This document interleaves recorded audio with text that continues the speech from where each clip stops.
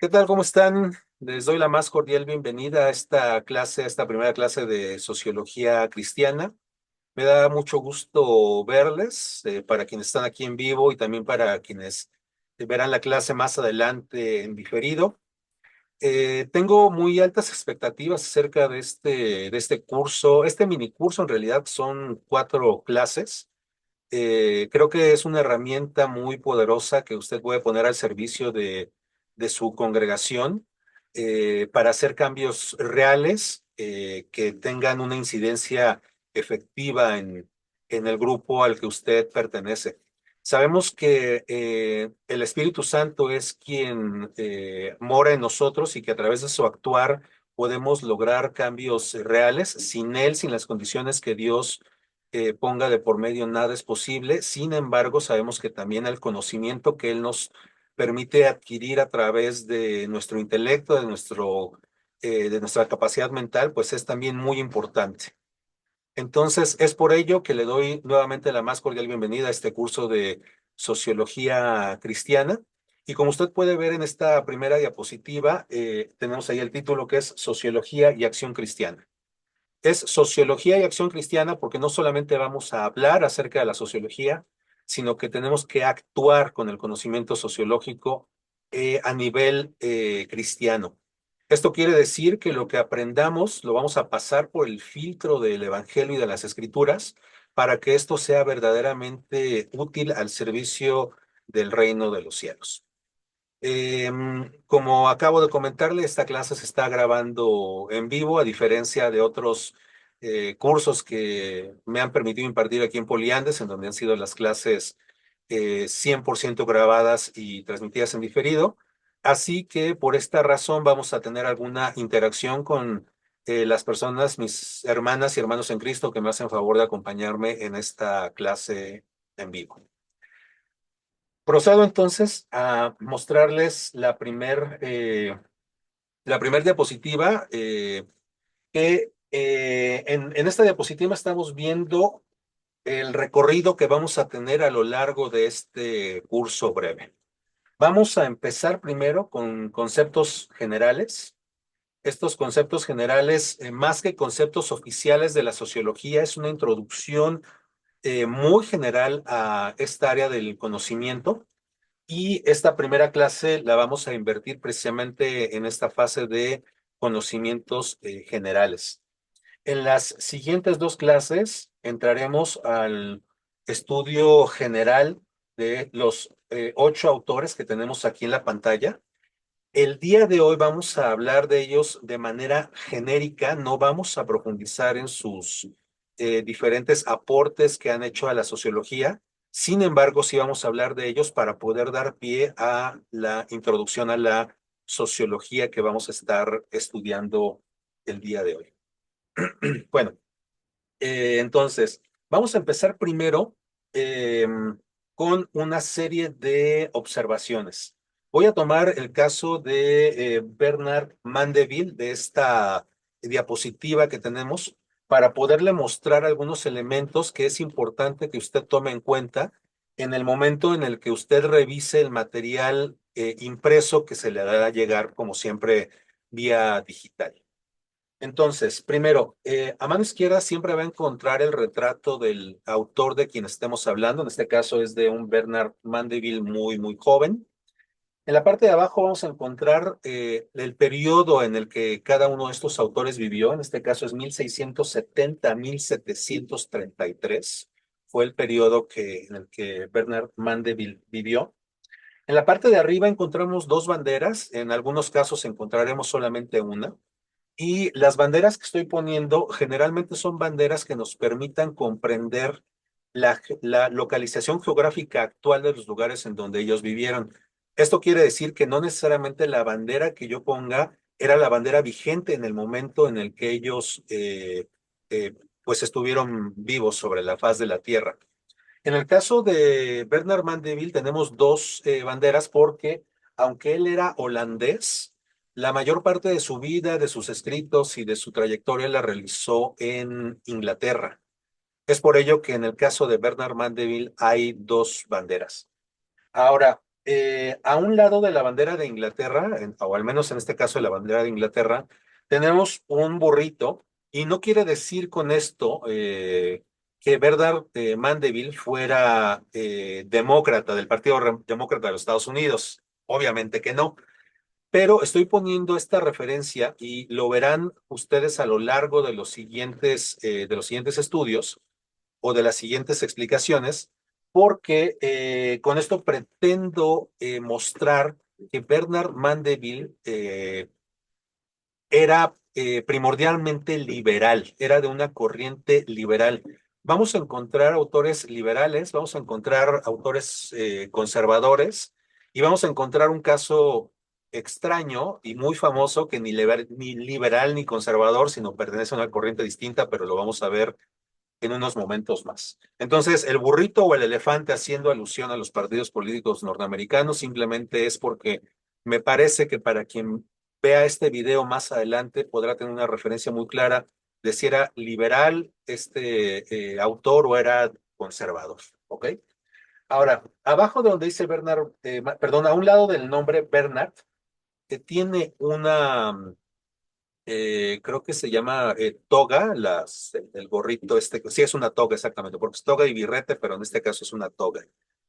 Bueno, entonces, esto es una distinción que van a tener los autores que tengan una formación académica formal, ¿ok? ¿A qué me refiero con formación académica formal? Que hayan cursado algún nivel universitario, ¿ok? Entonces, a eso, cuando ustedes vean una toga, entonces eso significa que tuvieron una formación académica universitaria.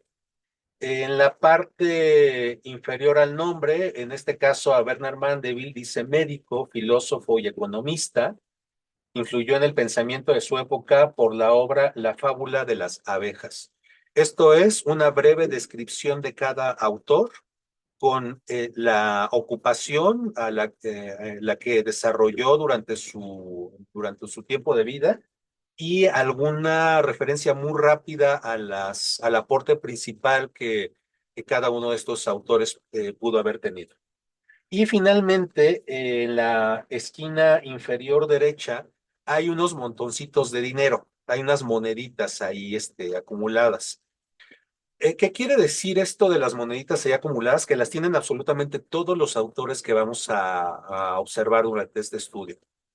Es el nivel de riqueza o más específicamente la clase social a la que pertenecía cada uno de estos autores. Si estamos hablando de estos dos primeros montoncitos de dinero, o sea, las dos primeras torrecitas, que tuviera solamente dos, significa que fue un autor de clase baja. Si estamos hablando que tiene cuatro torres de monedas, significa que perteneció a la clase media alta. O sea, era una clase, no era clase media media, era clase media alta. Y si tiene seis montoncitos de monedas, estamos diciendo que fue un autor de clase alta. Entonces, dos montones es clase baja, cuatro montones es clase media alta y seis montones es clase alta, cada clase muy, muy acomodada. Ok, entonces una vez hecha esta descripción, voy a mostrarles la diapositiva entera del índice de los autores que vamos a estar consultando. Y quiero que noten algo muy importante. Vamos a empezar primero eh, conociéndolos de manera general. Ya vimos a Bernard Mandeville y Bernard Mandeville vimos que tiene su toga y esta toga nos está y perdón si me estoy equivocando, porque de verdad mi mente sigue diciendo que es birrete lo que tienen ahí, no una toga, pero van a disculparme si es que me estoy equivocando con la palabra. Ahí tiene un distintivo en donde Bernard Mandeville sí tuvo una formación universitaria. Y por lo que vemos en las monedas, fue de clase media alta. ¿Ok? El siguiente en la lista es Adam Smith, de 1723 a 1790. Él tiene una bandera escocesa, él era escocés, y también su tendencia era ser liberal. Él fue filósofo y economista, conocido como padre de la economía moderna. Y por el número de moneditas que tiene ahí apiladas, también pertenecía a la clase media alta. Sigue Auguste Comte, Él era francés, su tendencia era ser conservador. Él vivió de 1798 a 1857 y también tiene el distintivo de que tuvo formación académica formal, es decir, también tuvo una formación universitaria. Él fue filósofo y sociólogo, fundador del positivismo y de la sociología como disciplina científica. Y yo sé que esto ahorita nos puede sonar un poco o un bastante raro, pero no se preocupen, lo vamos a ir entendiendo porque a cada autor lo vamos a ir examinando paso por paso. Auguste Comte, al igual que Bernard Mandeville y Adam Smith, tiene cuatro montoncitos de dinero, lo cual quiere decir que también pertenecía a la clase media alta. Tenía recursos suficientes como para poder tener una formación académica formal. El que sigue es en la lista es Alexis de Tocqueville, el francés también, de tendencia liberal. eh, Vivió desde 1805 hasta 1859 y también tuvo una formación académica formal. Fue pensador político, historiador y escritor especializado en el análisis de la democracia. Y usted podrá decir, bueno, ¿qué tiene que ver la democracia y que sea pensador político con el cristianismo? Pues vamos a ver que sí tiene mucho que ver. Vamos a encontrar el hilo que conecta todas estas ideas. Él tiene seis montoncitos de dinero, seis torrecitas de monedas, lo cual quiere decir que Alexis de Tocqueville, hasta donde hemos visto en este momento, es el único que no es de clase media. Alexis de Tocqueville es de clase alta, muy alta. Él sí era un hombre de una familia muy pudiente, muy acomodada, y de hecho hasta el día de hoy sus sucesores, sus herederos, conservan la villa en la que él solía vivir y la rentan como un tipo de Airbnb en donde usted puede ir a dormir a la sala y a la cama. Es más, a la cama donde Tocqueville durmió, usted puede ir a dormir a su cama, puede utilizar su escritorio y puede usted vivir como él vivió para que tenga la experiencia plena de ser un Tocqueville de, del siglo XXI. Este autor en particular a mí me gusta mucho por el tipo de ideología y de forma de pensar y está altamente conectado con lo que está pasando en nuestros países latinoamericanos el día de hoy, pero lo veremos cuando lleguemos a su historia. Pasamos al siempre polémico y difícil de dejar desapercibido Karl Marx. Y como les decía, bueno, en el caso de él hay dos banderas. Está primero una bandera con un águila. Voy a hacer un acercamiento para que lo veamos de manera más clara. Él nació en el territorio de Prusia. Actualmente es territorio alemán. A diferencia de todos los demás, pues él no tiene ni un burrito ni un elefante, él tiene su propio martillo y su hoz, porque él no fue ni liberal ni conservador, él fue marxista, que es una rama totalmente diferente de lo liberal y lo conservador. Karl Marx, como todos los autores que hemos visto hasta este momento, también tiene un distintivo que señala que tuvo una educación universitaria formal. Él vivió desde 1818 a 1883. Fue filósofo, economista, sociólogo, y aquí hago una pausa, porque fue sociólogo sin saber que fue sociólogo. La mayor parte de los autores que hemos visto hasta este momento no existía desarrollado el concepto de sociología. Era una ciencia en ciernes. De los que hemos visto hasta este momento, Auguste Comte fue el primero que utilizó la palabra sociología sin saber que estaba ya haciendo sociología de manera formal.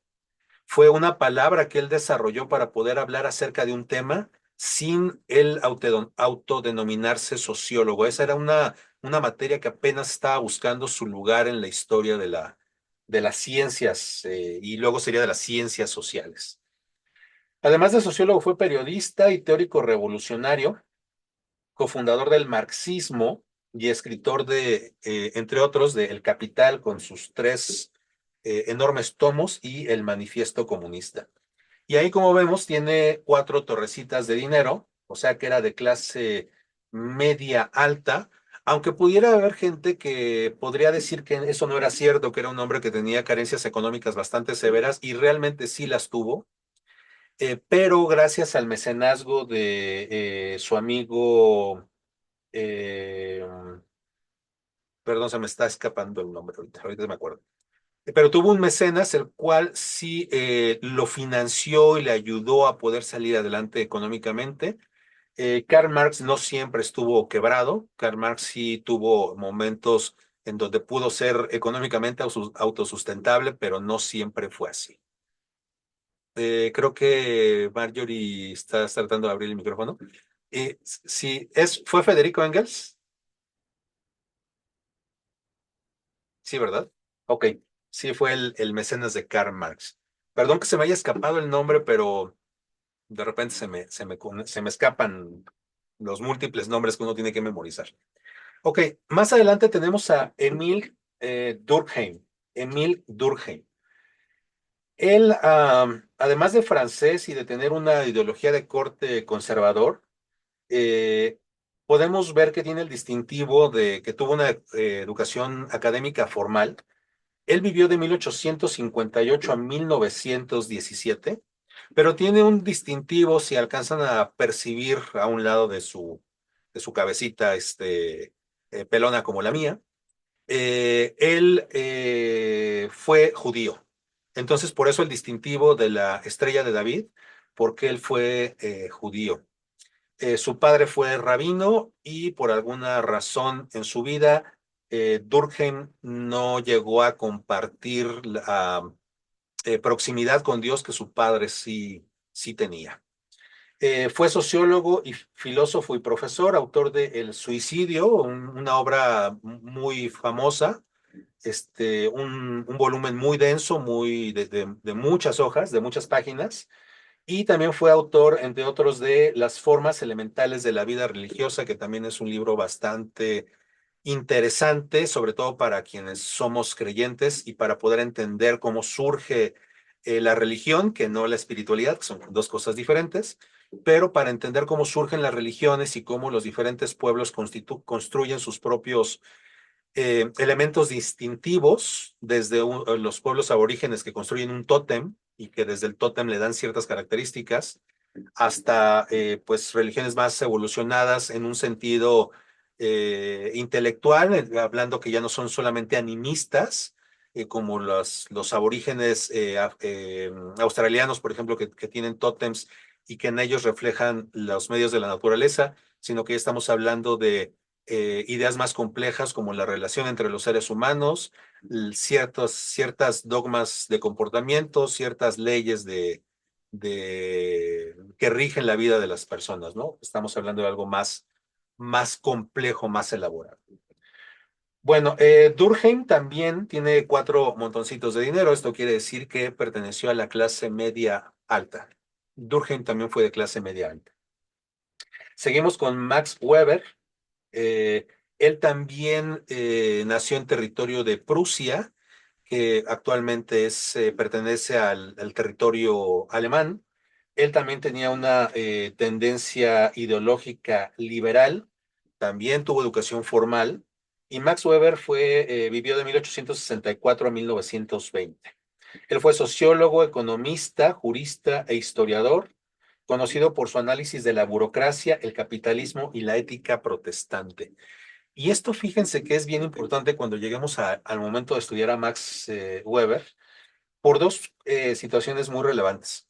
La primera de ellas es que cuando se habla acerca de la burocracia, generalmente en nuestros países latinoamericanos se habla de la burocracia como algo eh, indeseable, como estas estructuras de gobierno que o estos trabajadores del gobierno que en lugar de servir a la nación hacen las cosas difíciles, imposibles, engorrosas, y burocracia y corrupción prácticamente se han vuelto sinónimos en nuestros países latinoamericanos. Sin embargo, Max Weber, cuando analizó la burocracia, se dio cuenta que no era así, en su época no funcionaba así, pero lo veremos en su debido momento y también cómo esto impacta las estructuras de las diferentes congregaciones y de los diferentes grupos sociales a los que pertenecemos. Tenemos también la ética protestante de Max Weber, una cosa impresionante, impresionante, que está conectada de alguna manera con la teología de la prosperidad. No estoy diciendo que Max Weber fuera partidario de la teología de la prosperidad, porque Max Weber de hecho ni siquiera era, pues, muy devoto a alguna a alguna doctrina espiritual en particular. Sin embargo, sí estudió la ética protestante referente a temas económicos. Y lo que podemos aprender del análisis de Max Weber y cómo lo podemos entender en nuestras congregaciones es de una relevancia altísima. Termino con Norbert Elias. Norbert Elias tiene, pues ahí tiene dos banderitas. La primera, la que está en la parte de abajo, es una bandera del Imperio Alemán. Él nació en el Imperio Alemán. Sin embargo, más adelante se nacionalizó británico por el asunto de las guerras. Él, al ser judío, como lo vemos ahí en la estrella de David que está junto a él, él al ser judío tuvo que salir huyendo de la Alemania para poder salvaguardar su vida porque su vida, su integridad estaba en peligro. Entonces él recibe acogida en la Gran Bretaña y a partir desde ahí, desde este país es que empieza a desarrollar varios de sus estudios y de sus aportes a la humanidad. Curiosamente, él tiene las dos, tanto al burro como al elefante, porque él tenía una ideología bastante equilibrada. Él no era precisamente conservador, él no era precisamente liberal, sino que él tendía a ser bastante neutro en sus opiniones, lo más que le fuera posible, para poder desarrollar su pensamiento sociológico. Él fue sociólogo, él sí ya como tal fue sociólogo, él sí ya se le puede llamar sociólogo, y fue también académico de los más prestigiados que han existido en el mundo de la sociología. Su obra más famosa fue El proceso de la civilización y también hablaremos acerca de este libro más adelante durante este curso. Su historia de vida es de 1898 a 1990, así que de estos 8 protosociólogos o sociólogos clásicos, él es pues el más reciente, no tiene, relativamente hablando, no tiene tanto tiempo que falleció. Como podemos ver ahí también en su ficha, tiene 4 montoncitos de monedas, lo cual quiere decir que también perteneció a la clase media alta. Y por si no lo comenté, y de hecho recuerdo no haberlo hecho, Max Weber, en lugar de tener 4 montoncitos de dinero, tiene 5 montoncitos de dinero, lo cual quiere decir que sí era también de clase alta, igual que Tocqueville, pero no tan rico como lo pudo ser Tocqueville. Bueno, una vez mencionados a estos 8 autores y teniendo ahí una primera diapositiva que dice conceptos generales, pues vamos a proceder entonces a entrar ya de lleno a la introducción como tal de la sociología con estos conceptos generales. Ahí tenemos en esta primera diapositiva una serie de bastones que son bastones de mando.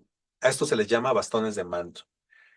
Y como su nombre lo indica, pues quien tiene este bastón, los bastones tienen significado, es quién gobierna, quién manda, quién tiene el poder dentro de un grupo social. Ya no utilizamos mucho estos símbolos.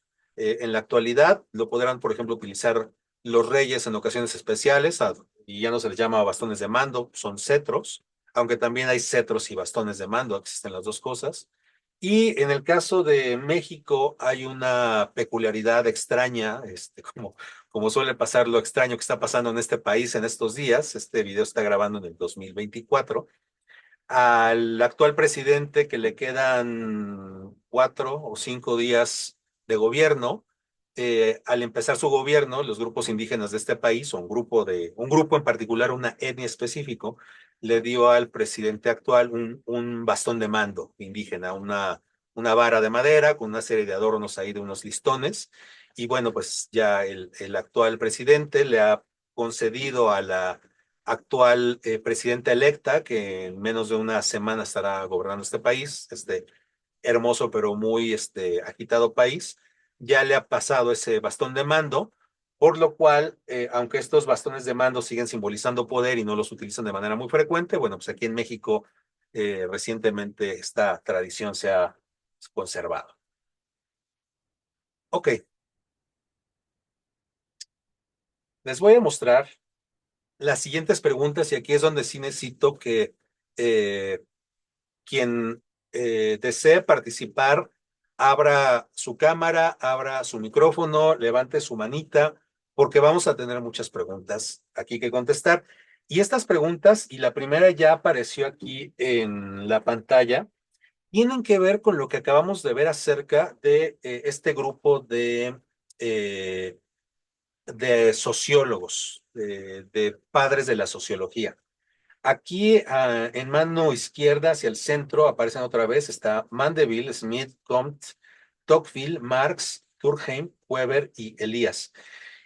Les mostré estas fichas al principio porque es importante hacer la siguiente reflexión. De estos 8 autores que son de los principales de la sociología clásica, primero hay varios puntos que notar. Número uno, todos, absolutamente todos, son hombres. A lo que me refiero es que no hay una sola mujer participando, al menos en esta primera etapa de la formación de la sociología. Otro de los aspectos importantes es que todos, absolutamente todos, son europeos. No aparece ningún asiático, no aparece ningún americano, no aparece ningún africano, todos, absolutamente todos son europeos. Otro de los puntos importantes a notar es que absolutamente todos tuvieron formación académica universitaria, en algún grado, algunos con grados más avanzados que otros, pero todos, absolutamente todos, tuvieron formación académica universitaria.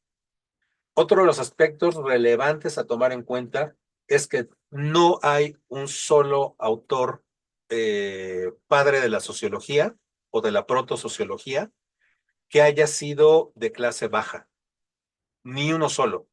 Si recordamos, todos son de clase media alta y de ahí hacia la clase alta o muy alta. Entonces, ¿por qué estoy haciendo mención de este punto? Que es una primera lección que podemos aprender de la sociología y que podemos transportar primero hacia nuestras congregaciones. Es el primer aporte real que podemos obtener de ellos. Primero, porque este grupo de personas desarrolló la sociología desde un nicho muy específico, desde el nicho de acceso a la academia y desde el nicho de una capacidad económica suficiente como para que no les permitiera pensar el día de mañana qué iban a hacer para pagar las cuentas que tenían que pagar. Entonces, esto me parece muy relevante porque el conocimiento sociológico que ellos pudieron construir ya de origen está sesgado, porque es una visión europea, clase mediera y académica, ¿ok?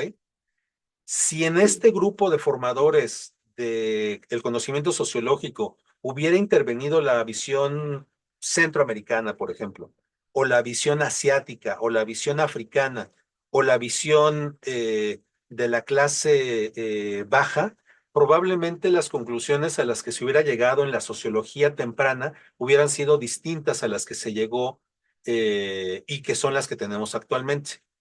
Con esto no quiero decir que el conocimiento sociológico sea inútil o el sesgo que se generó nos impida aplicarlo en otras áreas. Con lo que estoy diciendo es que en una primera fase, lo que tenemos de sociología pertenece a la clase media europea. ¿Ok? ¿Cómo lo podemos transportar hacia nuestras congregaciones o cómo puede esto que estamos descubriendo filtrar en lo que sucede en nuestras congregaciones actualmente? Número uno, la primera pregunta que hago es, ¿qué tan diversa es mi congregación o el grupo social al que pertenezco? Y aquí sí les pido que hagan un ejercicio rápido de reflexión de sus congregaciones, y estoy refiriéndome específicamente a congregaciones para quienes van a ver esto más adelante en una clase grabada, porque las personas que tengo aquí en vivo pertenecen a alguna congregación o tienen alguna congregación porque son pastores o pertenecen a alguna congregación porque asisten de manera regular. Y entonces, esta pregunta es, ¿qué tan diversa es mi congregación o mi grupo social? ¿Ok? Y, por ejemplo, tengo aquí a Talía. A Talía, la congregación en la que asistes, considerando elementos como los que acabamos de ver con estos sociólogos, ¿tú consideras que la congregación a la que asistes es socialmente variada? ¿Hay de diferentes clases, desde clase baja hasta clase alta?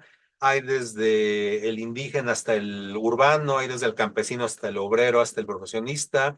¿Está todo más uniformado? ¿Cuál es tu experiencia al respecto? Em, bueno, yo asisto a una iglesia que acá en Chile trabaja con una comunidad sorda. La mayoría antes de esta iglesia son personas sordas y la minoría somos personas oyentes, ¿ya? Por ende, la verdad es que no hay mucha variedad en cuanto a esta rango social, porque los sordos tienen varias limitancias. No sé si en otros países sea igual, pero acá menos en Chile la inclusión se ha dado de manera muy, muy lenta y de hecho muchas oportunidades no han tenido. La mayoría de los sordos en Chile han llegado a la enseñanza media con mucha dificultad o lo que se conoce como high school. Hay algunos que han logrado sacar carreras universitarias, pero son los menos. Dentro del grupo que tenemos en iglesia hay algunos que están trabajando en algunas áreas administrativas siendo sordos por un programa de integración que tiene la Fundación Senadis, que es la que ve toda la parte del gobierno para integrar a las personas con discapacidad al área laboral, etcétera. Pero la verdad es que no es muy variado porque este grupo por lo general tiene las mismas condiciones, porque ha tenido las mismas oportunidades dentro de la sociedad chilena de discriminación, falta de información, porque ni en los colegios ni en las instituciones públicas hay gente preparada en lengua de señas como para asistirlo. Entonces, los que somos facilitadores de la comunicación en lengua de señas, que somos poquísimos, eh, tenemos que asistirlo en la manera de nuestras posibilidades. Entonces, existe una barrera muy grande en la comunicación y esto ha repercutido en ellos en que sus opciones o sus posibilidades de alcanzar, eh, no sé, un mejor trabajo, una mejor oportunidad para tener un mejor estatus social o tener más opción de estudio, de alcanzar, hacer más doctos y poder, no sé, tener otro tipo eh, de oportunidad más intelectual o académica, la verdad es que no se da.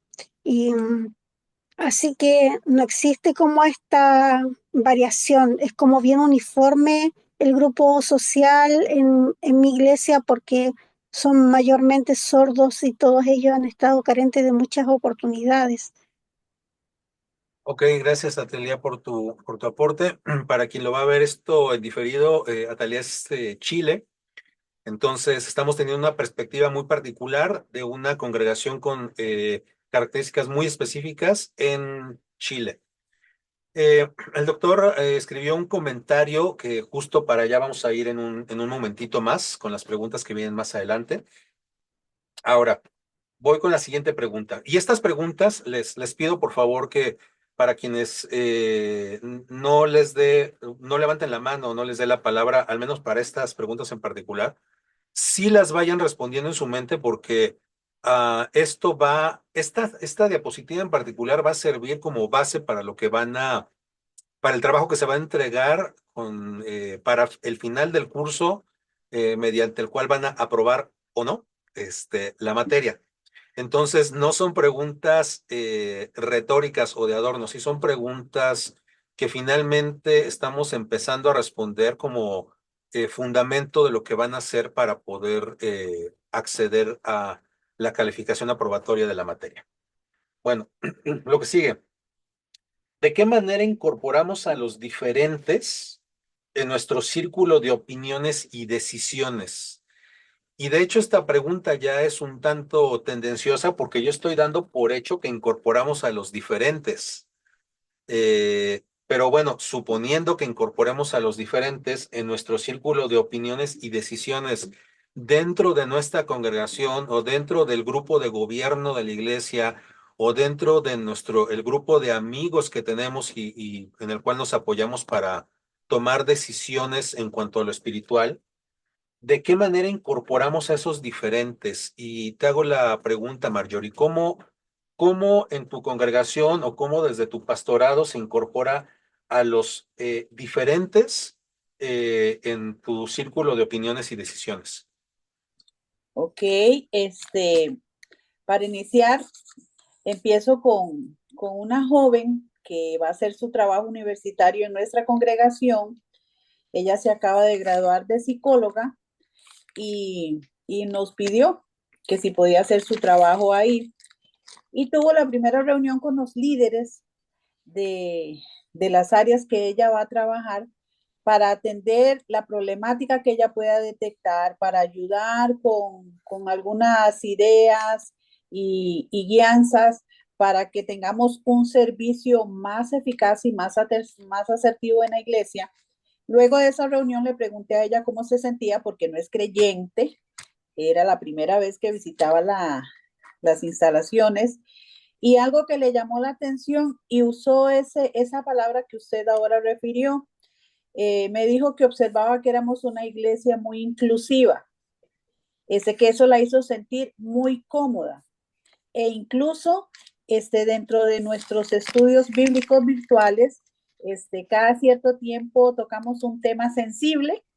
Hace poco fue el de los tatuajes, ahora queremos hacer uno sobre las personas tóxicas. Invitamos al doctor Londoño para que él haga un aporte en esa serie sobre los tóxicos desde su punto de vista médico. Y entonces siempre estamos procurando que el liderazgo esté capacitándose. La sociología es una área que las iglesias no tendemos a darle la importancia necesaria. Y es que para hacer este trabajo de inclusión hacia los diferentes, nosotros debemos de entender a nuestra sociedad, el cambio que ha dado, porque incluso su cambio fue acelerado. Después de la pandemia se unieron otros factores que están haciendo que la sociedad tome unas características, muchas nuevas para nosotros. Y por causa del pastorado, pues nosotros estamos como muy pendientes, muy alerta a buscar cómo prepararnos mejor, cómo entender a nuestra sociedad. Esa fue una de las cosas por las que me llamó tanto la atención este curso, Hansel. Y somos muy abiertos, no tenemos muchas estructuras dogmáticas. Nuestra estructura tratamos de que sea escritural.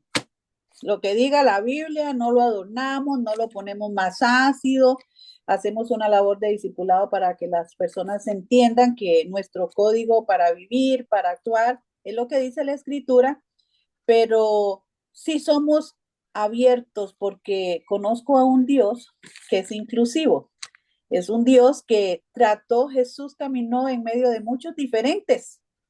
La clase media en nuestra comunidad es media baja y tenemos muy baja, con muchas necesidades, y entonces hacemos ese trabajo, Hansel, de incorporarnos todos, de retroalimentarnos todos, porque ese trabajo nos permite sembrar mejor la semilla del Evangelio en el corazón de las personas que asisten a nuestra congregación. Marjorie, muchas gracias. Marjorie es de Costa Rica, es pastora, para quien va a ver esto en diferido. La siguiente es: ¿cómo se alienta la expresión de puntos de vista complementarios y o antagonistas? Y este sí es un punto, porque generalmente en las iglesias, en las congregaciones, en los grupos sociales de manera natural, no se alienta la expresión de los puntos de vista, y lo puse de manera un tanto como un eufemismo, decir complementarios, cuando realmente eh, la mayor parte de los puntos de vista que no nos gustan es porque es un punto de vista contrario o antagónico, que no necesariamente es opuesto al que puedo tener yo. ¿Ok? Un ejemplo muy claro, la discusión pues ya centenaria entre calvinistas y arministas, que si es gracia irresistible o que si es libre albedrío, que si tenemos la capacidad de decirle que no a Dios, o que Dios ya decidió desde el principio de los tiempos y antes de eso quién sí, quién no, y no hay manera de que eso cambie. Entonces, ahí estamos hablando de puntos de vista que podríamos interpretar como complementarios, como antagonistas, y que no necesariamente estamos hablando de tener un enemigo frente a nosotros. Pero lo importante aquí en esta pregunta es cómo en su grupo social o cómo en su congregación, si es que sucede, se alienta la expresión de estos puntos de vista. Y a ver si se alcanza a escuchar bien, ahorita que abras el micro, Tania, porque hace rato se escuchaba un poco entrecortado, pero en tu congregación esto sucede, y si sucede, ¿cómo lo hacen?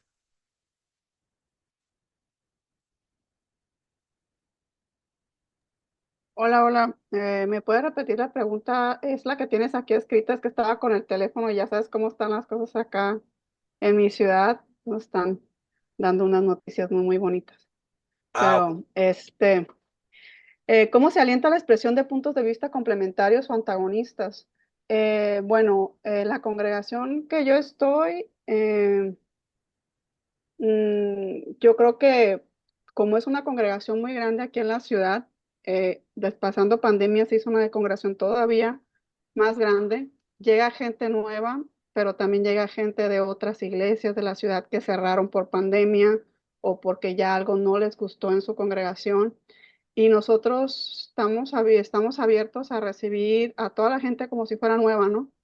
Pero eso también ha traído que cada persona traiga una enseñanza que difiere de la que tenemos a veces en casa o difiere con otros, porque de diferentes denominaciones y puntos de vista han estado llegando. Entonces, ha sido prudente la gente, o sea, si alguien tiene una postura, no se pelea con el otro porque el otro la tenga, o como cada quien siempre creemos tener la razón en todo. Pienso que él dice, ah, yo tengo mi razón y a aquel todavía no se le ha sido revelado, ¿no? Y tratamos de la gente que viene de otras congregaciones y todo, pues que se van incluyendo a las actividades que hay dentro de la iglesia y a la enseñanza, pues ahí no es que les inculquemos algo que tenga que ser forzado y decirle, pues este es el punto de vista que tenemos aquí y tienes que aceptarlo como a fuerza o no, ¿no? Entonces, no sé si vaya hacia eso la pregunta o entendí mal porque te digo, estaba con unas cosas ahorita que están pasando muy feas. No, no, no, sí, era Este, que compartieras tu punto de vista, y nada más aclaro para quien ujú, está viendo igual en vivo y en diferido. Tania, estás en Culiacán, ¿no? sí, Tania está en Culiacán, que es el norte de México, y a partir de, pues aquí, a lo mejor ustedes conocerán algo de el cártel de Sinaloa, que es una de las organizaciones delictivas, si no es que la organización delictiva más poderosa del planeta, por tráfico de personas, principalmente narcotráfico, tráfico de armas y cualquier cosa que se les pueda ocurrir, cobro de piso, a los que se dedican a actividades lícitas, que también eso es un tema sociológico.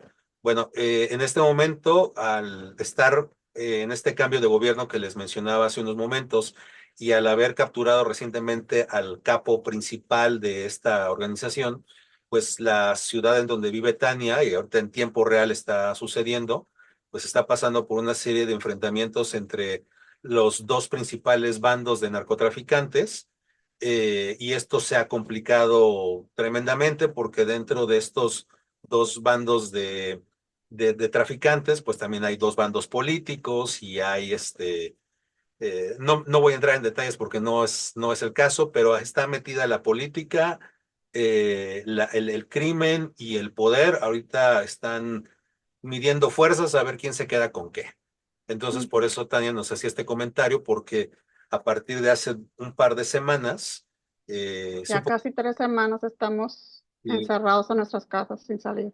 exactamente, están viviendo una situación como si estuvieran en pandemia, pero una pandemia de balas, porque la situación está muy difícil en donde Tania se encuentra. Entonces es por eso lo que Tania comenta. Pero te agradezco el comentario, Tania, y si iba para allá, precisamente esa era la idea de que tú comentaras cómo incorporaban ustedes los puntos de vista complementarios o antagonistas dentro de tu congregación. Sí, Atalia. Sobre esa pregunta, Hansel, yo puedo aportar algo porque yo también trabajo en un ministerio hacia jóvenes que no son cristianos.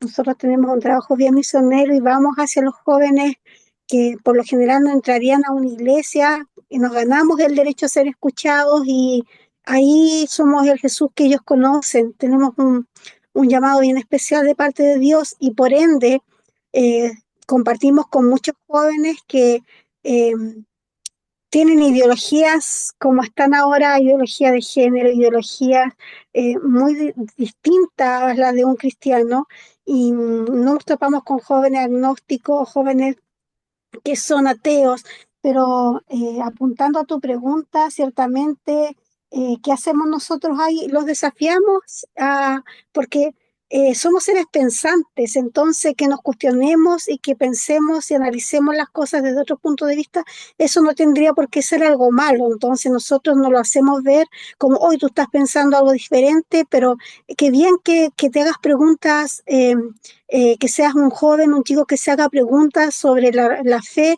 y que explores esa área. Nosotros los invitamos a también a explorar sobre la fe, haciendo una apologética, ¿cierto?, sobre nuestra fe y lo que creemos, pero sin duda, más que nada los desafiamos, más que oponernos o hacerlos sentir como diferentes y ya ustedes no tienen cabida acá, no pueden pensar diferente, si piensan diferente a nosotros no pueden ser parte, sino que los incorporamos y sin duda eso también es un desafío para nosotros de estar preparados, capacitados para hacer una buena defensa de nuestra fe, de nuestro llamado.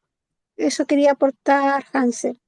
Gracias, Natalia. Te agradezco el punto de vista porque, y la verdad es que me agrada escuchar que al menos en los testimonios que nos comparten, que sí han sido inclusivos con respecto a las personas que piensan distinto, porque no es una postura muy común de encontrar en las congregaciones. Generalmente al que piensa distinto se le aparta, se le segrega, se le silencia, se le amenaza discretamente para que se alinee al comportamiento del resto, ¿no? Y si bien es cierto, cada grupo tiene normas, bueno, pues también hay espacio suficiente para que cada quien exprese un punto de vista eh, distinto, con respeto, siempre y cuando también esté dentro de ciertos límites sensatos, ¿no?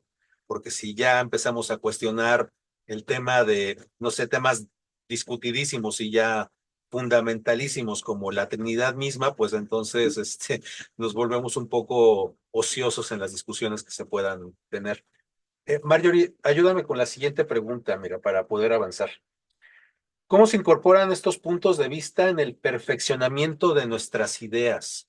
Porque no solamente es escuchar al que es antagónico, sino también cómo incorporamos el punto de vista contrario para que me ayude a entender algo que yo no entendía antes de escuchar al que piensa distinto a mí. Exacto, Hansel. Y creo que cada pregunta va haciendo un enlace muy, muy bueno. Tengo una experiencia en el grupo de trabajo social del que les he compartido a ustedes y tenemos personas que no son de nuestra fe, que no son cristianos. Algunas de ellas no creen en nada, otros son católicos u practican alguna otra creencia. Sin embargo, el espacio que estamos proveyendo para ellas puntualmente nos pasó con una mujer sobreviviente de cáncer de mamas. y, y ella trabaja con el hospital y entonces octubre es mes pro campaña contra el cáncer de mamas y ella quería hacer una donación de pulseras de color rosado, que es el color icónico para ese movimiento, y entonces le ofrecimos que las personas que estábamos en este grupo donábamos nuestra mano de obra y ella donó todo el material para que ella hiciera una entrega, una donación de estas pulseras al hospital de nuestra ciudad.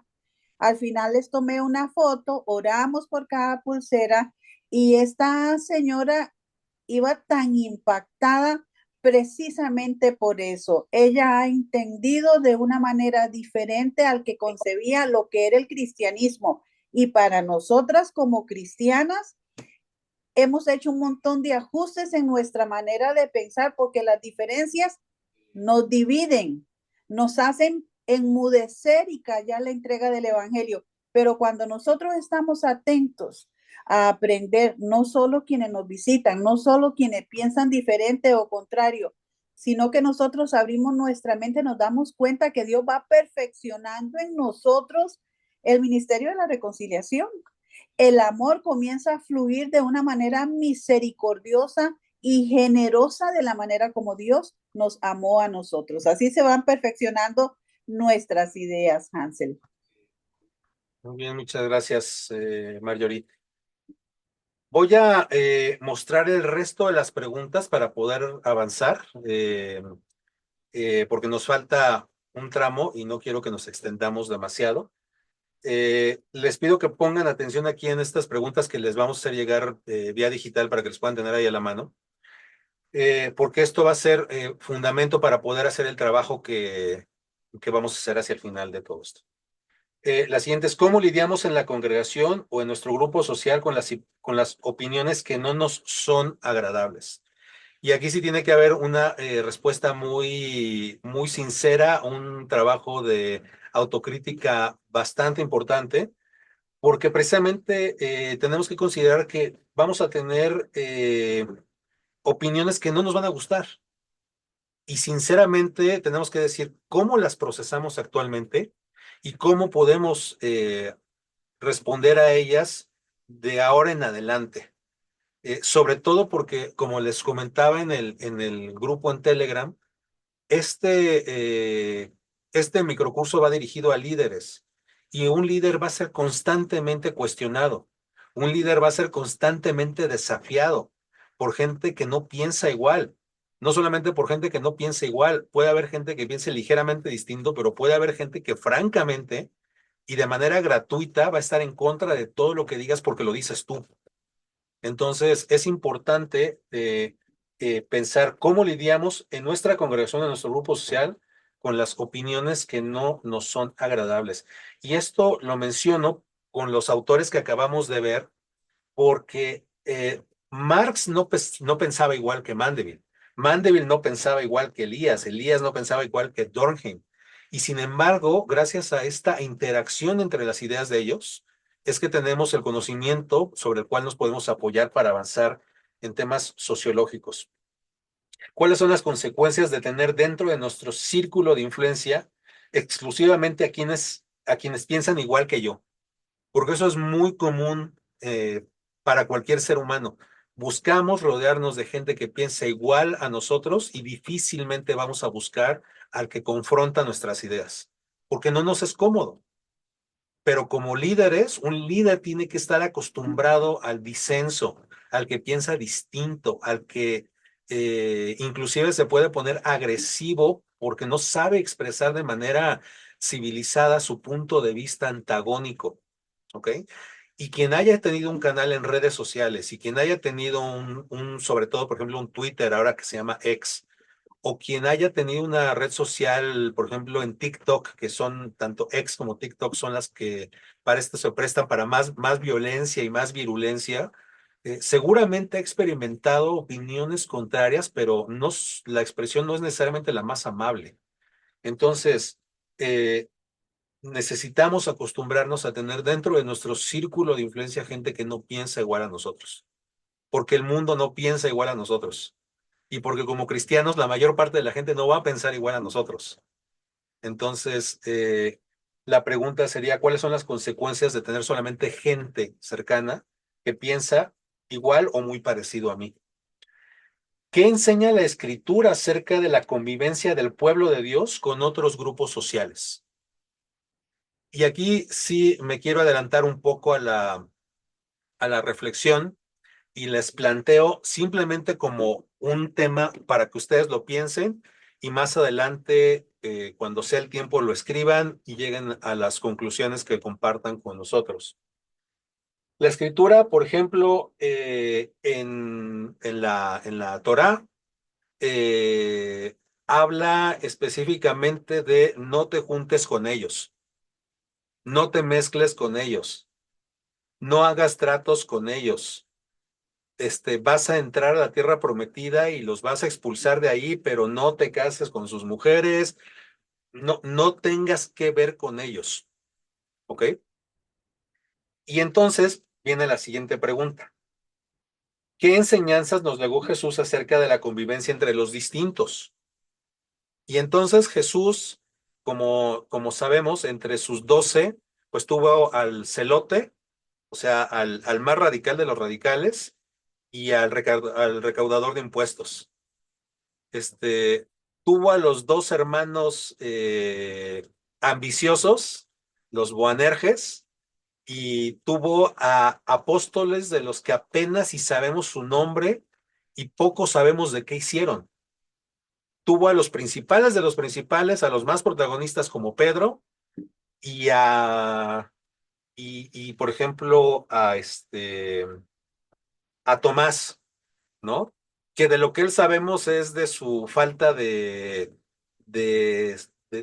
solidez en la fe, a lo mejor podemos decirlo así, que una vez que estuvo convencido, bueno, pues según la tradición llegó hasta la India, ¿no? Pero había un grupo muy poco homogéneo en ese sentido. Entonces, la pregunta es, y no para que la respondan ahorita por un asunto de tiempo, pero la pregunta es para invitarlos a la reflexión. ¿Cómo es que un Dios puede decirnos al mismo tiempo, no te juntes con ellos?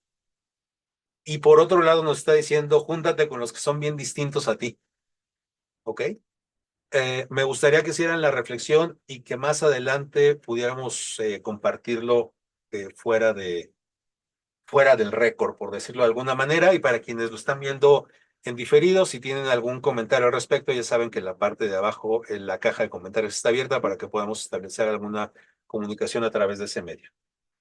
¿Qué nos enseñan los sociólogos mencionados, los que vimos, los 8 que ya hemos mencionado de manera muy superficial, acerca de la importancia de la formación académica y la disposición de recursos económicos? Y aquí es donde menciono digo, sé que no tendremos problema con esto, porque conozco al doctor y sé que no tendrá objeción al respecto.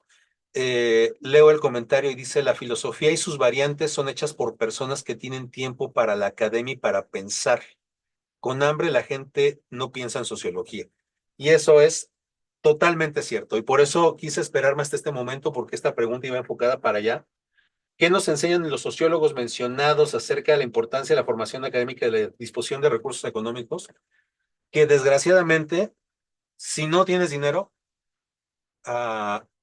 si no tienes el suficiente dinero como para que tu mente pueda estar pensando en otra cosa que no sea la cuenta que tienes que pagar el día de mañana, o cómo vas a librarte de un problema de salud que traes encima y que no tienes con qué pagar al médico, si no tienes esa opción, difícilmente vas a poder tener la facilidad de sentarte a escribir acerca de sociología, de psicología, de teología, de biología o del tema que ustedes me quieran decir. Quiero traer aquí esto a colación porque me parece un tema muy importante, porque constantemente a los pastores se les niega la aportación económica que Dios dispuso para ellos desde la antigüedad misma y que no canceló con el Nuevo Testamento. Tu pastor no puede pensar claramente, no puede preparar una buena prédica, no puede avanzar en el ministerio, no puede ser un mejor pastor en lo académico y en lo intelectual y en su asistencia a tus dudas hacia ti si tú económicamente lo abandonas. Porque entonces lo que va a tener que hacer tu pastor es salir a trabajar, salir a ganarse el pan de todos los días para su familia, obviamente para él mismo, y el tiempo que va a tener disponible para su congregación se va a ver sumamente disminuido. Entonces, lo acabamos de ver en un tema sociológico. La sociología y la teología y la filosofía y muchas otras cosas se desarrollan principalmente en Europa, porque a las universidades europeas les parece importante y trascendente desarrollar este tipo de estudios y apoyar a gente que tenga estos intereses, porque así como humanidad hemos avanzado. Y en América Latina, sin embargo, o en contraste, la actividad intelectual se ve más como una cosa ociosa, inútil e innecesaria, porque de este lado del planeta no entendemos que sin estos conocimientos no avanzamos como podríamos avanzar. Entonces, para quien esté viendo esto más adelante y que pertenezca a una congregación o a un grupo espiritual o a un grupo religioso, sepa que si usted no soporta económicamente a su grupo, además de cometer una injusticia, se está dando, como decimos en México, un balazo en el pie, porque la gente que se encarga de usted no se va a poder encargar de usted de la manera adecuada, porque va a estar pensando más en sobrevivir que en estar pensando en cómo funciona la sociedad, o cómo funciona un átomo, o cómo desarrollar una molécula que finalmente le va a curar a usted desde una faringitis hasta un cáncer de páncreas. ¿Ok? Quiero concluir la sección de preguntas con esta observación que me parece muy importante. Los sesgos que usted tenga en su congregación, es decir, o en su grupo social, definen el tipo de cristianismo que usted va a profesar. Es decir, qué teología va a usted a adquirir o qué doctrina es en la que usted va a creer. ¿Y a qué me refiero con esto? No es lo mismo un pastor, no es lo mismo un ministro en la selva lacandona aquí en México, donde las necesidades espirituales de la congregación son prácticamente más de subsistencia y más preocupadas en no caer presas del crimen organizado o de ser parte de la trata de personas, que una congregación urbana en Quito, por ejemplo, en Ecuador, o una congregación que se encuentre en una zona exclusiva en Bogotá. No es lo mismo a la que nos compartía hace unos momentos Atalía, una comunidad de cristianos sordos en Chile. ¿Van a tener enfoques diferentes? Desde luego que sí, porque sus características geográficas, sus características sociales, sus características económicas son diferentes. Y lo que quiero decirle con esto es que ellos no son sus enemigos. Tienen enfoques distintos porque las necesidades de sus congregaciones y su formación y su ambiente sociocultural es diferente. No son enemigos de usted. Son gente que tiene necesidades diferentes y que ha necesitado especializarse en áreas distintas del Evangelio y de la Escritura. Porque es muy fácil dentro de las corrientes ideológicas del cristianismo, primero pensar que hay una sola corriente ideológica válida y marcada por Dios mismo y dictada justo al oído de una persona ungida que tiene la razón absoluta. Y esa es una corriente de pensamiento, esa es una corriente de pensamiento, pero es una corriente de pensamiento. No es la única que hay, aunque el que la profese piense que sí. Dentro del cristianismo no es posible, como dentro de ninguna corriente de pensamiento divina o humana, tener un consenso común, porque el ambiente en donde cada grupo se mueve influye sí o sí en el sesgo que cada congregación va a tener. Pienso que la doctrina bíblica debe ser la misma, la manifestación de los dones y las acciones sí adquieren el tono acorde a la población en la que estamos. ¿La doctrina bíblica debe ser la misma? Sí, porque tenemos una norma en común que es la escritura, es la Biblia como tal. Pero la Biblia habla de tantos temas, la Biblia es tan profunda y tan diversa, que por eso es prácticamente imposible que una sola congregación abarque el conocimiento entero de todo lo que la escritura nos habla. No es posible. Y esa experiencia la puede tener cualquier persona que ha predicado o que ha iniciado un estudio bíblico en el que tú quisieras hablarles en una sesión de domingo de 3 horas de toda la profundidad del Génesis.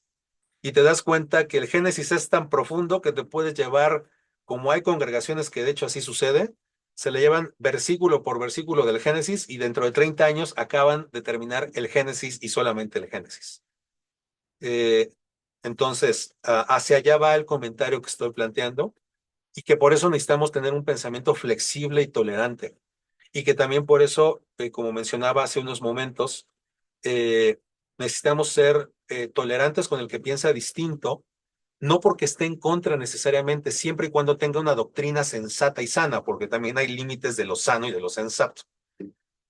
Pero sí nos vamos a encontrar con enfoques distintos, con el mismo libro, con la misma escritura, pero sí necesariamente cada contexto social va a influir en los sesgos que tengamos y en el tipo de cristianismo en el que nos enfoquemos.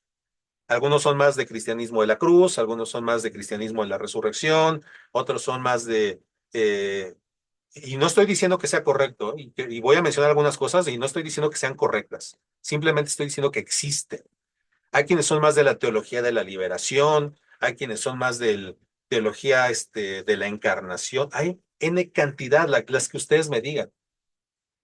Usted tiene que estar consciente de cuál es la corriente a la que usted pertenece y tiene que estar consciente de que el ambiente social en el que usted está inmerso le está influyendo en que piense de esa manera. Mi invitación es que no se cierre a pensar distinto, que no se cierre a pensar, a sentarse a hablar con un antagonista, porque del antagonista va a aprender. Del, del que es similar a usted se va a afirmar y eso es importante, pero del antagonista se va, le va a plantear cuestiones que nunca le hubieran planteado si solamente se sienta a platicar con los que son muy parecidos a usted. Bueno, terminando esta parte polémica, voy a hablar rápidamente del problema de la vaca lechera, para que entremos ya en un tema específicamente sociológico, dejando un tanto al lado lo espiritual. ¿Cuál es el problema de la vaca lechera para la sociología? Y esto es un ejemplo que estoy inventando, no es que lo haya tomado de algún libro de texto, pero creo que lo vamos a entender bastante bien si lo hacemos de esta manera.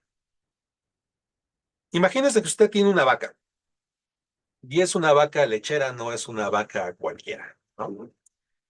Ok, entonces esta le da cierta cantidad de leche. Usted es una persona que está viviendo antes de la revolución industrial, por lo cual pues está acostumbrado a llegar con su vaquita todas las madrugadas, poner un pequeño banquito, el cubo o la cubeta ahí abajo de las ubres de la leche y pues empezar el proceso de ordeña. Pero resulta que un buen día empieza algo que se llama revolución industrial. Y en la revolución industrial le facilita fabricando una ordeñadora automática, una máquina, la Ordeñatron 3000, y esta máquina para ordeñar, pues le va a facilitar a usted muchísimo la existencia porque le va a reducir tiempo de ordeña, le va a multiplicar la cantidad de leche que puede producir, o sea que en lugar de producir 10 litros en, no sé, media hora, yo de temas de ordeñas de vaca soy totalmente ignorante, pero voy a inventar 10 litros en media hora, pues va a producir muchísimo más que eso.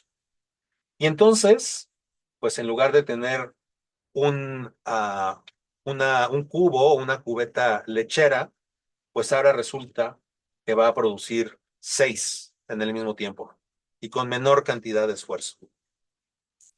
Y entonces lo que la revolución industrial le está proponiendo a ustedes, que con esta máquina que le va a facilitar la vida, pues sus hijos van a ser muy felices porque van a poder convivir con usted.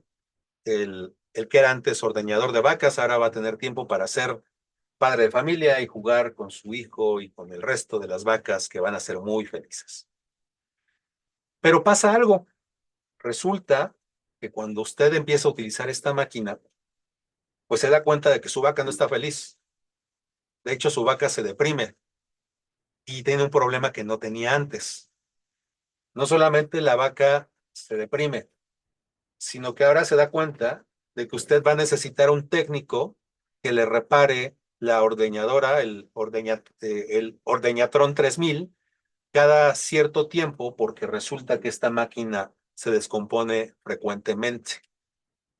¿Se da cuenta usted también de que la revolución industrial, pues también sí, efectivamente le ayudó a producir más leche en menor cantidad de tiempo, pero se da cuenta de que no tienen dónde almacenarla ni la está vendiendo con la rapidez que debería, por lo cual, pues esa leche que usted pretende almacenar en condiciones que no son las más adecuadas, pues se empieza a llenar de ciertas bacterias que usted en ese momento no sabe que son bacterias, pero empieza la leche a descomponerse pues más rápido de lo que usted generalmente estaba acostumbrado a ver en condiciones naturales.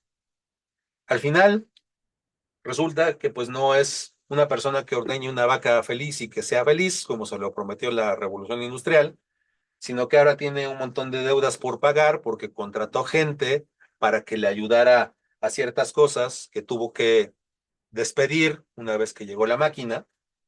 Y llegando a esta máquina, esa gente que despidió, pues se levanta en una protesta social porque ya no tiene trabajo, porque lo considera usted como un explotador que cuando les da trabajo les paga muy poco, o porque consideran a usted un ser inhumano que prefiere contratar o más bien comprar una máquina y pagarle al mecánico que mantener las cosas como estaban antes.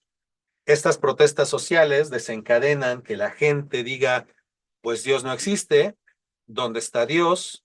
Dios no tiene poder, o la divinidad ya dejó de existir, como dijera en algún momento Friedrich Nietzsche, cuando con su frase famosísima de Dios está muerto o Dios ha muerto.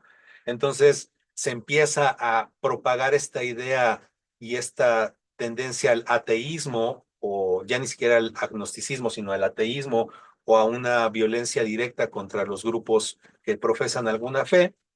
Y estos grupos dicen, pues como ya nos quedamos sin Dios y Dios vimos que es una fantasía, que nosotros sabemos que no, pero estamos en un desarrollo natural de las cosas, terminan diciendo, pues saben que la solución está en las culturas alternativas. Y acabo de mostrar ahí una fotografía de las culturas alternativas, ¿no? Muchos de los ismos que hay actualmente, feminismos, culturas LGBT, los y no sé cuántas más. Y esas son las alternativas reales que nos van a dar soluciones reales.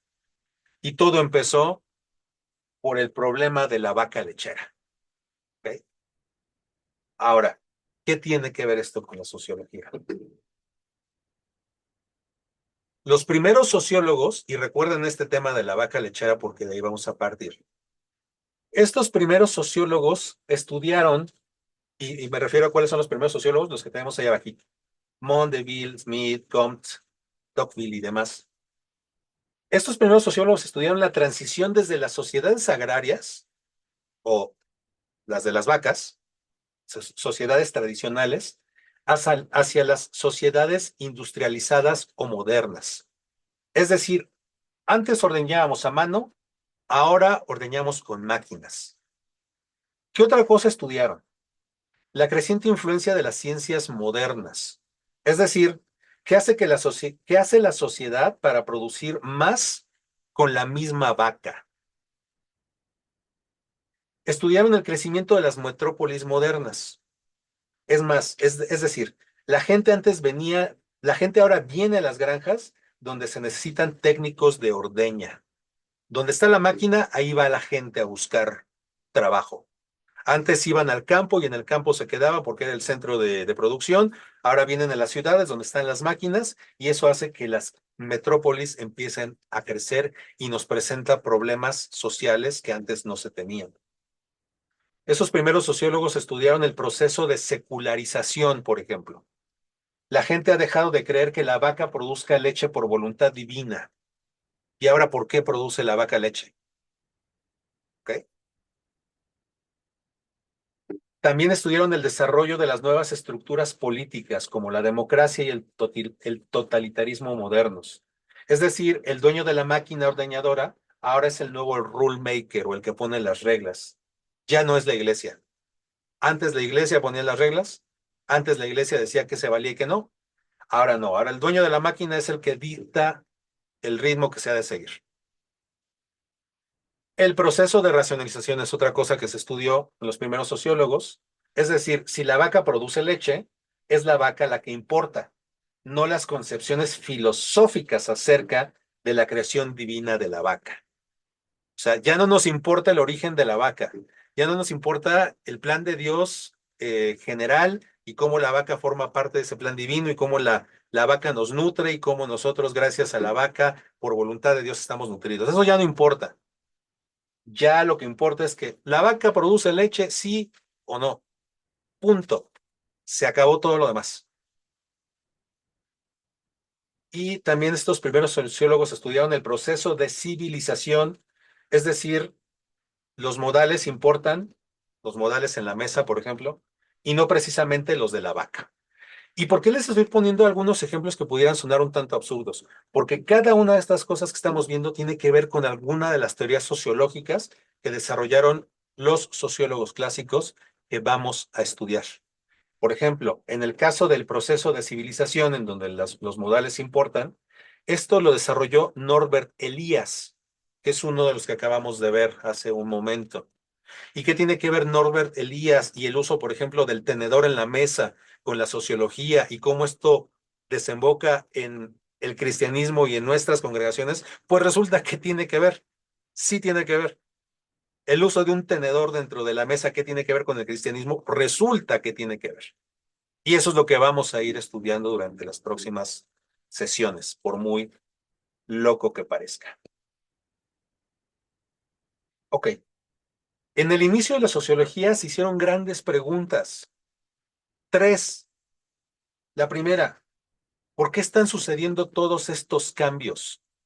Y les estoy poniendo imágenes de cambios actuales, pero en aquellos momentos lo que ellos se preguntaban es por qué están sucediendo todos estos cambios que está trayendo consigo la revolución industrial.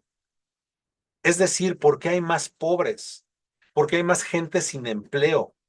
¿Por qué unos pocos están teniendo más? ¿Por qué está esto modificándose a tal grado que la estructura de la familia se está empezando a romper?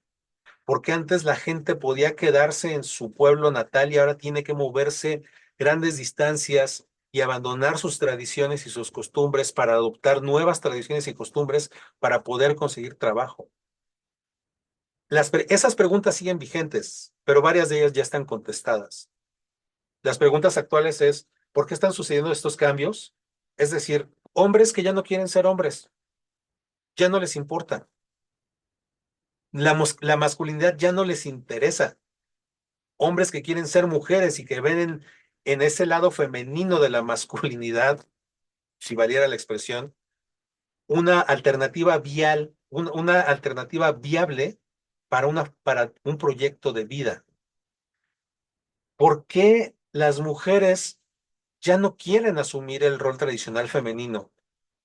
¿Y por qué las mujeres se suman a movimientos feministas en donde dicen es mi cuerpo y yo decido para justificar asesinatos, porque sabemos como cristianos que lo son, en aras de la libertad personal? ¿Por qué hay niños sicarios como este niño que está ahí con la cara censurada? ¿Por qué existe la explotación laboral en donde hay gente que dice somos trabajadores no esclavos? ¿Por qué existen movimientos cristianos como el que estamos viendo ahí en la última de las fotos, en donde es más importante el sensacionalismo y el espectáculo y la atracción mediática que la fe? que la doctrina sólida, que la doctrina bíblica. Otra de las preguntas que se hicieron originalmente los sociólogos es ¿cuál es realmente el problema de lo que estamos hablando?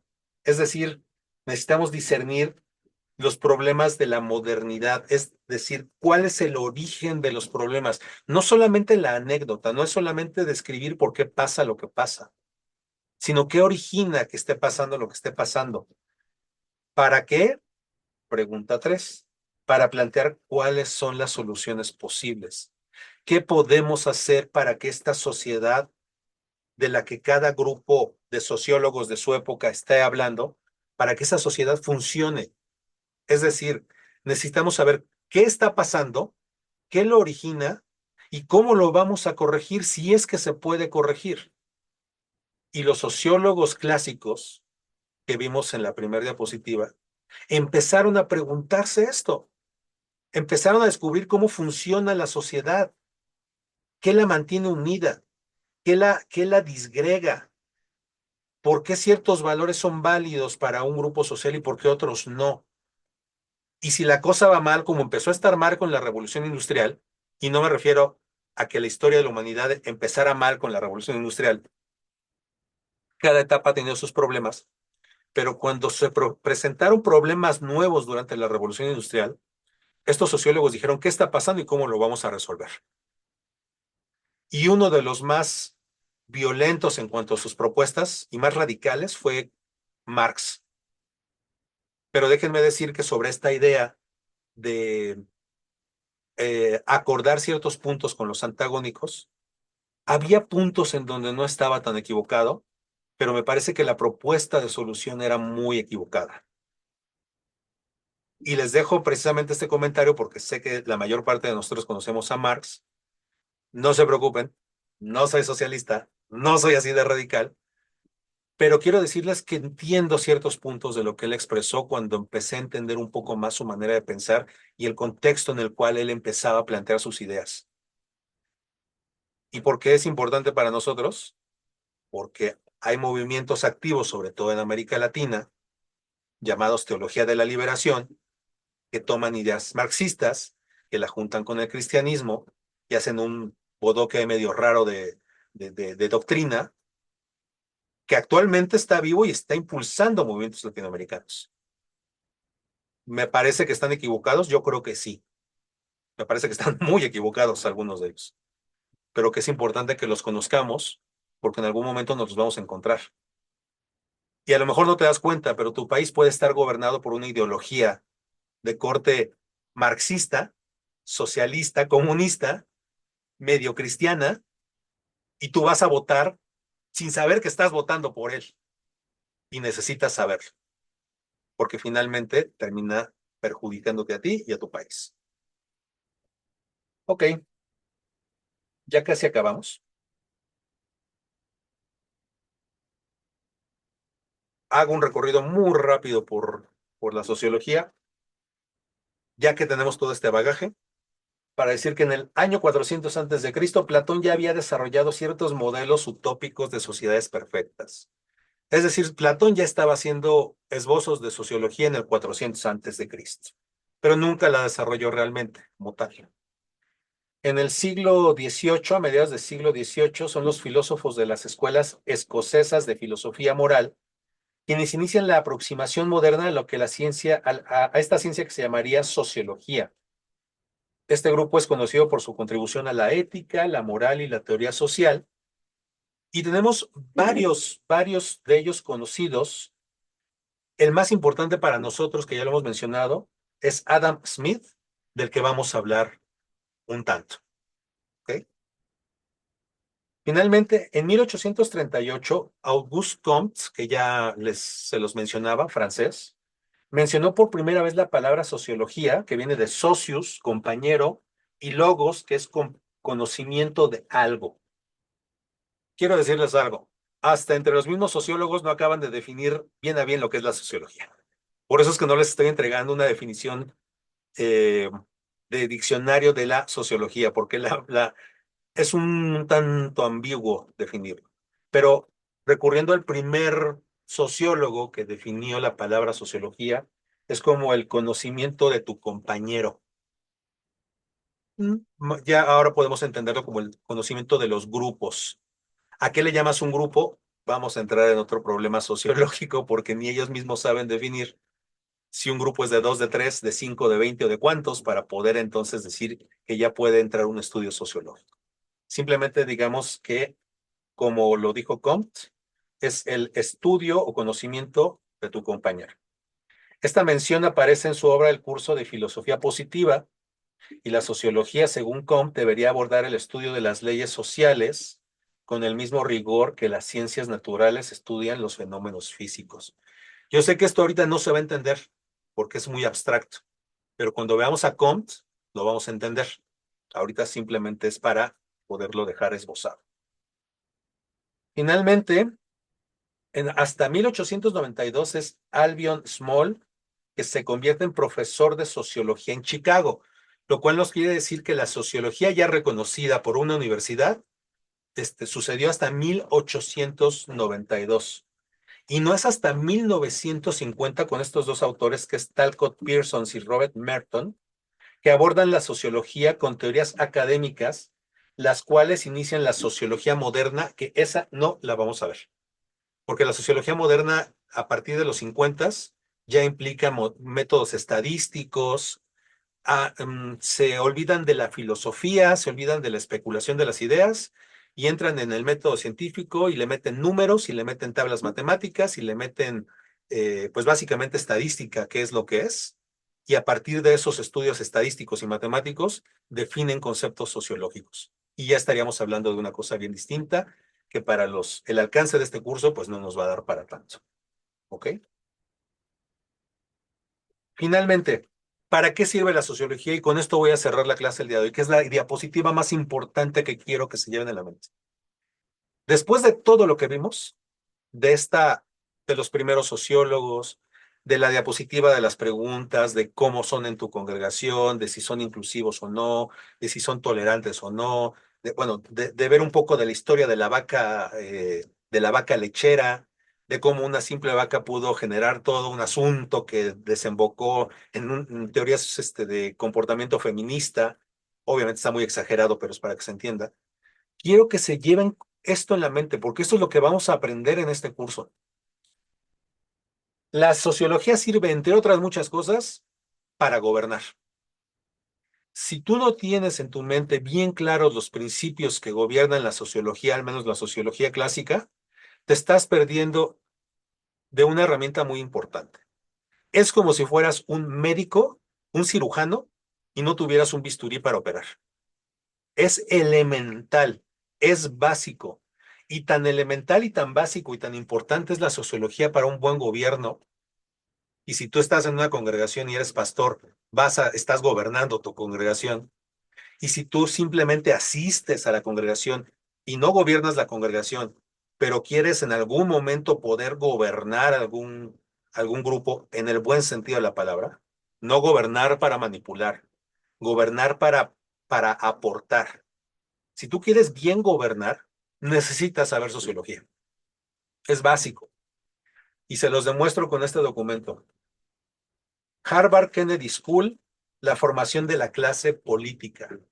La formación de la clase política. Estamos hablando de una de las mejores, si no es que es la mejor escuela de cursos de gobierno en el planeta entero. Aquí es donde la gente asiste para aprender a gobernar. Y eh, les leo tres opiniones que se han hecho a lo largo de los años de esta Harvard Kennedy School. John Fitzgerald Kennedy, conocidísimo presidente de Estados Unidos, dijo en marzo de 1962, nada es más emocionante que el reconocimiento de un gran proyecto público. Cada gran época está marcada por la innovación y el atrevimiento, por la habilidad para resolver problemas sin precedentes mediante soluciones inteligentes. El gobierno o la técnica de gobierno se apoya en la sociología para entender los problemas, para distinguir problemas que no se habían presentado nunca antes y para solucionar esos problemas que nunca antes se habían presentado. Graham Allison, fue decano de la Harvard Kennedy School y que fue profesor de gobierno de una cátedra que se llama Douglas Dillon, dijo, la visión fue crear una escuela que sirviese a las demandas de la sociedad para la búsqueda de la excelencia en el gobierno. Esto significa un lugar que atraiga a los mejores estudiantes posibles y que proporcione investigaciones que avancen en el conocimiento sobre los temas que tratamos de gobierno y política pública. Lo dejo hasta ahí. Siguiente, Christine Letts, que fue la decana asociada senior del programa de educación ejecutiva de esta misma escuela. Lo que hace única a la Kennedy School es que no solo somos una escuela de política pública, sino principalmente una escuela de liderazgo. Sociología, gobierno y liderazgo van pegaditos. La sociología es el bisturí del líder, como es el bisturí mismo a un cirujano. Somos principalmente una escuela de liderazgo y en ese equilibrio entre la política pública y el liderazgo, lo que nos hace tan distintos y tan atractivos para personas que están liderando ya en puestos con grandes desafíos alrededor del mundo. Y fíjense aquí, esa es una parte de la tira de materias, de la carga académica que llevan los estudiantes de la Harvard Kennedy School. Y entre otras muchas otras, el último punto dice social policy, políticas públicas. Todo lo demás en el área de economía es behavioral economics, o sea, economía, comportamiento, desarrollo de la economía, econometría, energía, ambiente y recursos en economía, economía de la salud, etcétera, etcétera. El segundo autor que vamos a ver después de Mondeville es Adam Smith. Y Adam Smith sentó las bases de lo que estudian actualmente en la Harvard Kennedy School, que finalmente evolucionó este conocimiento de Adam Smith en teorías sociológicas que el día de hoy los gobernantes los políticos que nos gobiernan, aplican todavía hasta el día de hoy. Esto sigue activo. ¿Y qué es lo que nosotros necesitamos aprender? ¿Cómo tomamos ese conocimiento para gobernar nuestras congregaciones o para gobernar los grupos sociales a los que pertenecemos? Porque sin una visión clara de gobierno, el gobierno va para cualquier lugar y los gobernantes hacen tonterías y además votamos por ellos para que sigan haciendo tonterías. Porque ni nosotros sabemos lo que están haciendo porque no estamos conscientes de lo que están haciendo. Y vamos a comparar el modelo de gobierno humano, que esta va a ser la última clase, el modelo de gobierno humano de la Harvard Kennedy School versus el modelo de gobierno de Cristo.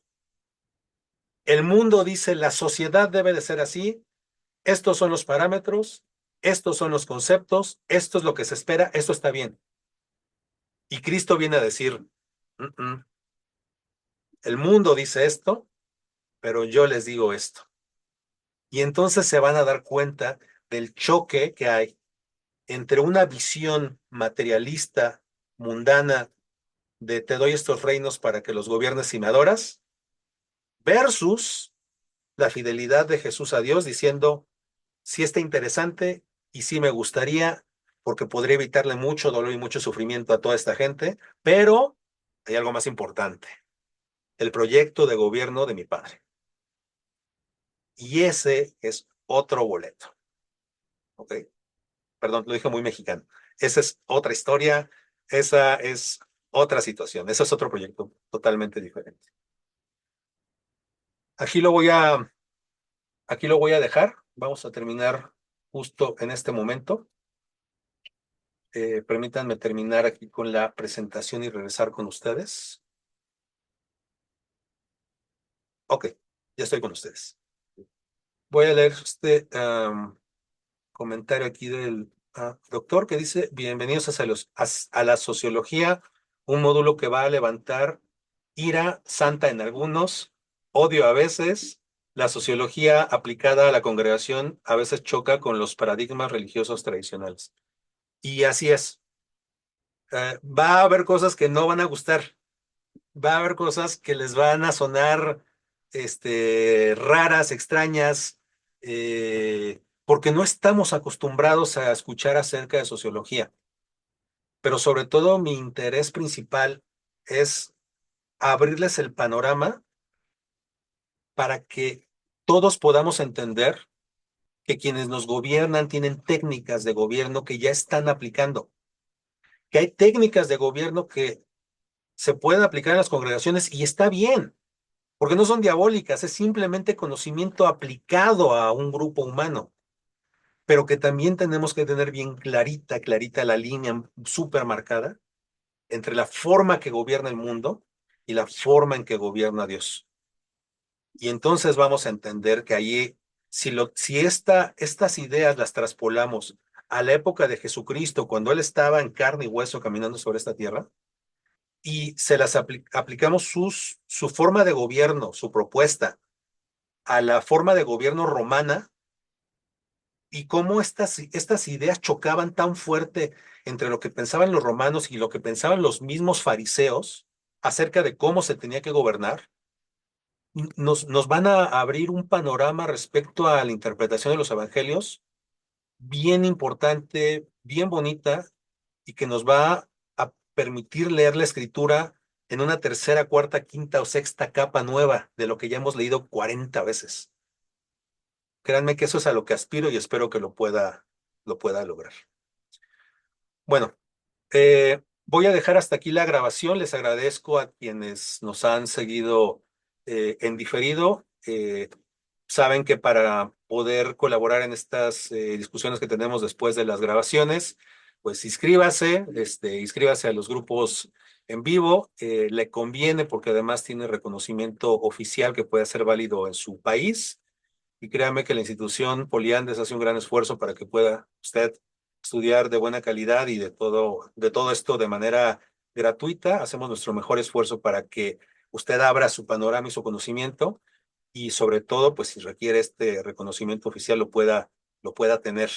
Créame que estamos entregados en que usted sea cada día un mejor cristiano, un mejor ministro del Evangelio y bueno, pues para poder tener estas conversaciones que tendremos a partir de este momento que termine la conversación, pues inscríbase, síganos, poliandes.com, o si no, aquí en la caja de comentarios abajo, búsquenos, y ahí le damos respuesta a sus dudas. Muchas gracias y me quedo con el grupo en vivo, nada más que encuentre el botón de dejar de grabar.